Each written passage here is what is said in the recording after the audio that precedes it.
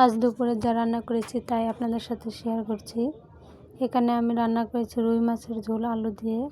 প্রথমে আমি মাছটাকে নুন হলুদ দিয়ে মেখে ভেজে নিয়েছি। এবার ওই মাছ ভাজা তেলে অল্প জিরে ও গরম মশলা সাথে তেজপাতা দিয়ে দেব। এবার ফোড়নগুলো এসে গেলে এর মধ্যে আমি দিয়ে দিয়েছিলাম কেটে নেওয়া আলুগুলোর মধ্যে দিয়ে দিয়েছিলাম পরিমাণ মতো লবণ। এবার আলুগুলোকে বেশ কিছুক্ষণ নেড়ে চেড়ে লাল লাল করে ভেজে নেব। আলুগুলো বেশ ভালোভাবে ভাজা হয়ে গেলে এর মধ্যে অল্প জল দিয়ে দেব হলুদ মরিচ আর পরিমাণ মতো ধনিয়ার গুঁড়ো। এবার এই মশলাগুলোকে বেশ কিছুক্ষণ কষিয়ে দিয়ে দেবো পরিমাণ মতো ঝোল। ঝোলটা একটু জাল হয়ে আসলে এর মধ্যে আমি ভাজা মাছ আর জিরে গুঁড়ো দিয়ে দিয়েছিলাম। আর এদিকে আমি রান্না করছিলাম চিচিঙ্গা ভাজি। এখানে আমি চিচিঙ্গাগুলোকে ছোটো ছোটো করে কেটে নিয়েছি। এবার এগুলোর মধ্যে পরিমাণ মতো লবণ দিয়ে বেশ ভালো করে মাখিয়ে নেব, এতে করে চিচিঙ্গার থেকে অনেক জল বেরিয়ে আসবে। এবার এই জলগুলোকে হাত দিয়ে চিপড়ে বেশ ভালো করে ফেলে দেব। তারপরেও আমি একটা ছাঁকনির মধ্যে কিছুক্ষণের জন্য ঝরা দিয়ে রেখেছিলাম। এরপর চুলায় একটি কড়াই বসিয়ে কড়াইয়ের মধ্যে দিয়ে দেবো পরিমাণ মতো তেল। তেলের মধ্যে দিয়ে দিলাম কালো জিরে ফোড়ন।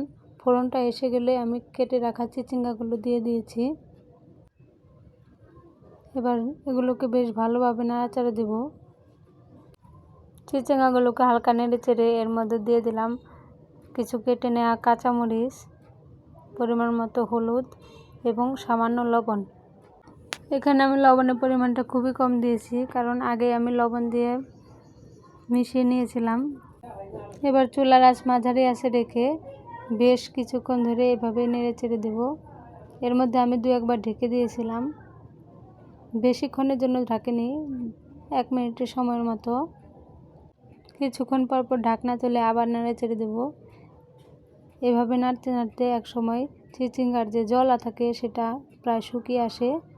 আর এখানে আমি পেঁয়াজ দিতে ভুলে গিয়েছিলাম। তো আমার মতো রান্না করার সময় আপনারাও কি ভুলে যান নাকি অবশ্যই কমেন্টে লিখে জানাবেন। আসলে রান্না করার সময় অনেক কিছু খেয়াল থাকে না। তো যাই হোক, পেঁয়াজগুলো দিয়ে আবার বেশ ভালোভাবে নেড়ে চেড়ে মিশিয়ে নেব। একইভাবে বেশ কিছুক্ষণ নাড়াচাড়ার পর আমার চিচিঙ্গা ভাজিটা প্রায় রান্না শেষ হয়ে গেছে। কেমন হয়েছে অবশ্যই কমেন্টে লিখে জানাবেন। আর তার সাথে রান্না করেছিলাম ছোলার ডাল। ছোলার ডালটা আমি এখানে সিদ্ধ করে নিয়েছি।